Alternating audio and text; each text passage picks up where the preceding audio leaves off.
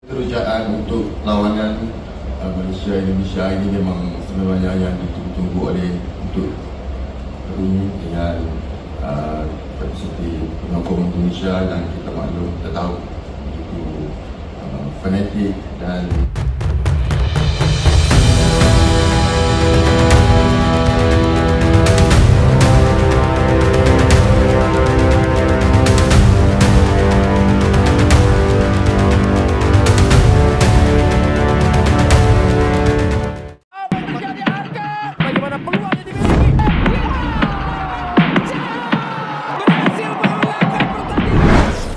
Timnas Indonesia U23 sukses membuka langkah di Piala AFF U23 2025 dengan hasil super positif usai membantai Brunei Darussalam.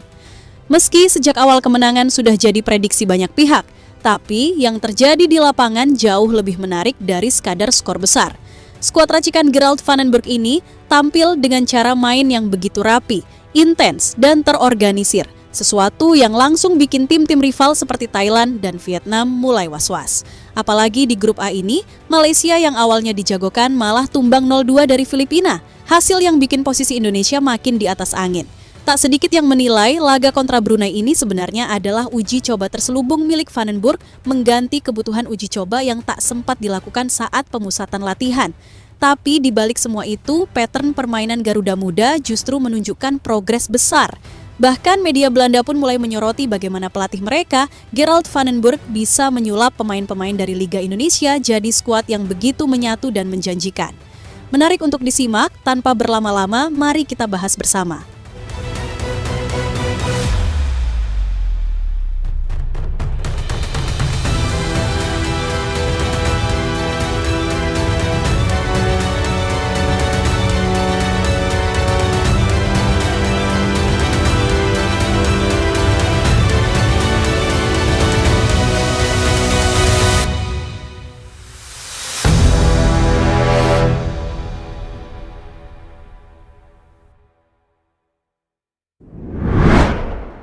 Ya, namun di luar dari lawannya Brunei dan hasil skor yang mungkin sudah diprediksi sebelumnya, penampilan Garuda Muda di laga perdana ini justru jadi sorotan karena satu hal, cara bermain mereka yang terstruktur dan penuh identitas.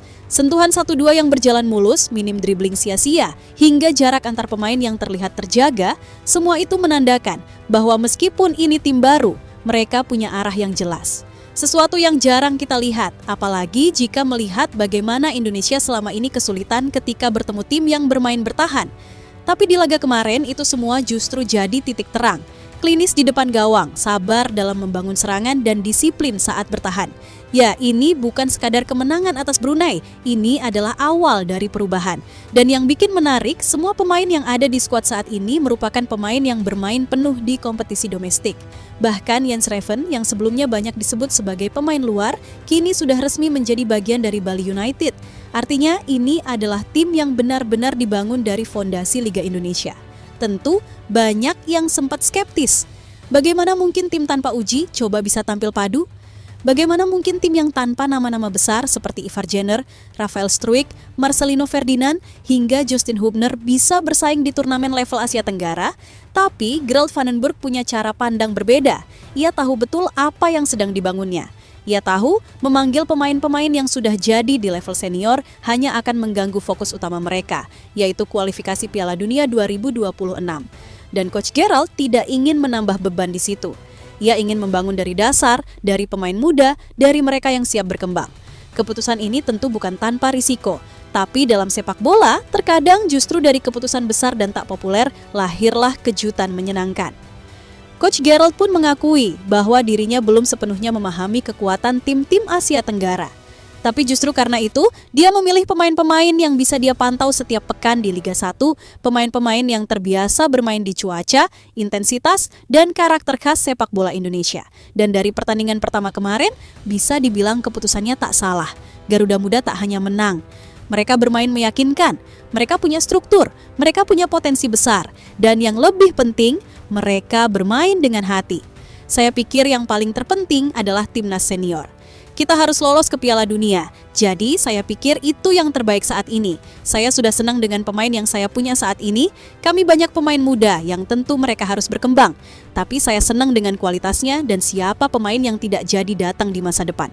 Dari timnas senior, saya rasa itu bukan hal yang saya pikirkan saat ini. Saya sangat senang dengan tim yang kami miliki. Kami akan coba tampil dan menghormati setiap lawan. Kami melawan tim hebat dan yang bisa kami lakukan adalah memberi yang terbaik serta memberikan segalanya untuk mengalahkan semua lawan. Melawan Brunei adalah uji coba. Kami tidak mau sombong, kami hanya membuktikan. Ucap mantan pemain timnas Belanda tersebut sebelum pertandingan.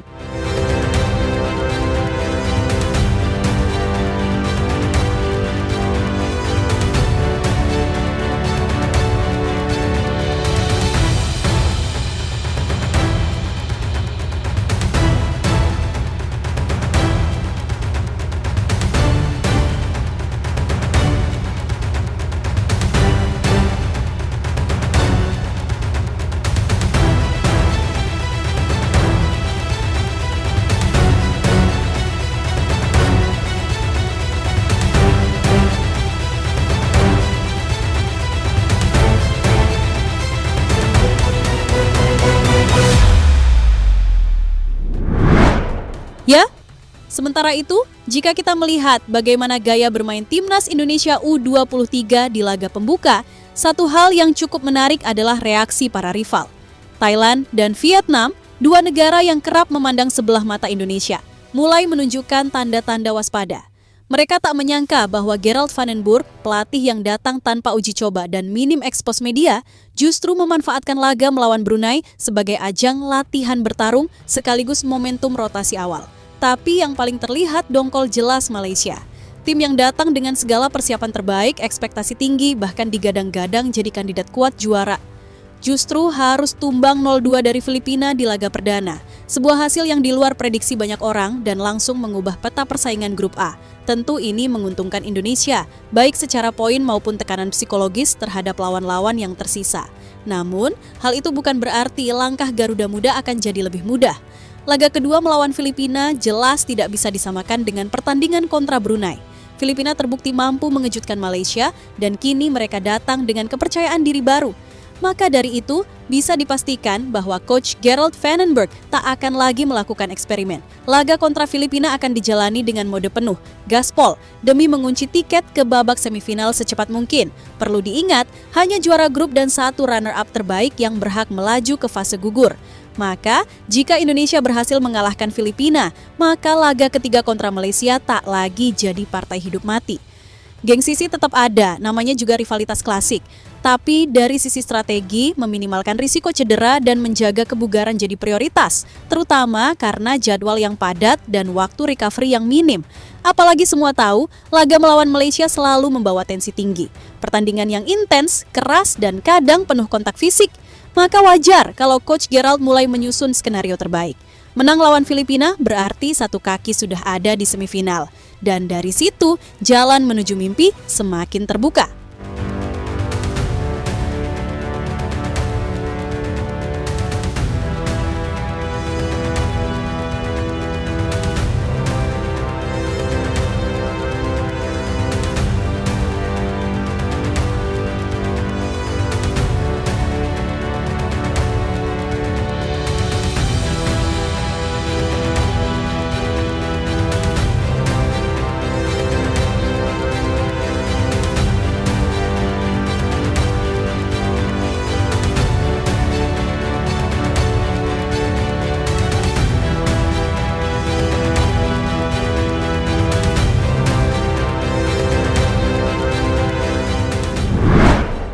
Ya, terlepas dari semua euforia, kemenangan telak 8-0 ini tentu patut kita syukuri. Tapi di sisi lain, kita juga tak boleh terlena. Sebab sejatinya masih banyak aspek yang perlu dibenahi, terutama jika ingin melangkah jauh di turnamen ini. Yang jelas, kita mulai bisa melihat seperti apa identitas permainan yang coba dipatenkan oleh Coach Gerald van den Burg. Formasi dasar 4-3-3, kombinasi cepat di lini tengah, hingga sesekali bermain direct ketika dibutuhkan. Identitas itu kini mulai terbentuk. Dan menariknya, hal tersebut juga jadi pembahasan di beberapa media Belanda.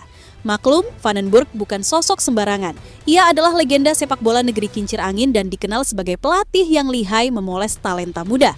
Di Indonesia, ia kini menghadapi tantangan baru, membangun tim dari nol di level yang sama sekali berbeda dari kultur sepak bola Eropa.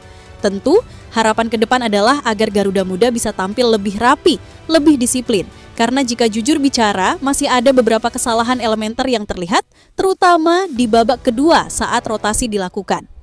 Ini wajar, karena tim ini belum sepenuhnya teruji, terutama dalam menghadapi tekanan lawan yang lebih kuat dan taktis. Tantangan sesungguhnya masih menanti. Maka, yang paling penting saat ini adalah menjaga fokus, menjaga semangat belajar, dan tetap rendah hati. Sebab perjalanan belum usai dan turnamen ini bukan hanya soal mencetak gol sebanyak mungkin, tapi juga soal bagaimana Garuda Muda tumbuh jadi tim yang solid, dewasa, dan layak disegani di level Asia Tenggara.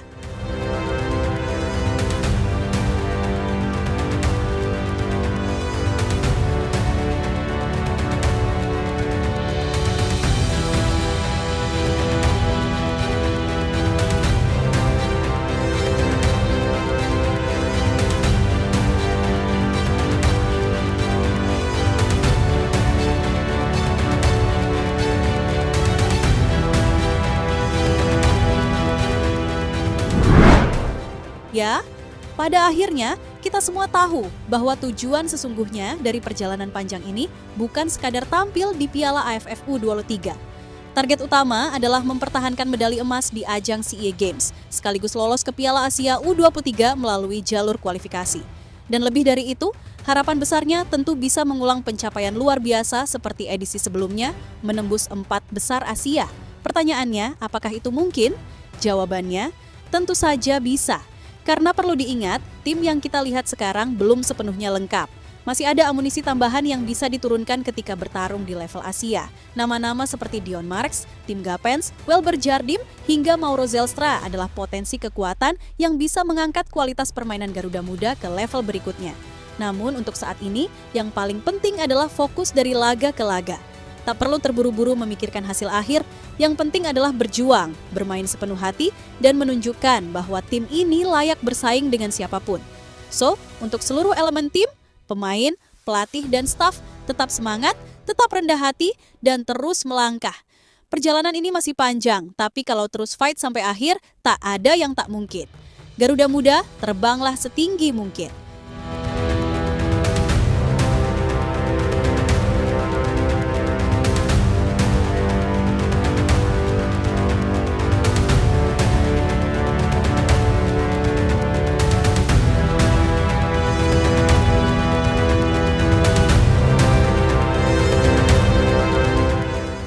Jadi itulah tadi cerita dari Garuda Aktif hari ini. Jangan lupa pantengin terus cerita menarik lainnya di channel ini dan jangan lupa klik like-nya serta tulis pendapatmu di kolom komentar. Dukung terus Timnas Indonesia karena masih banyak cerita menarik lainnya yang akan kami persembahkan untuk kalian semua. Tetap semangat!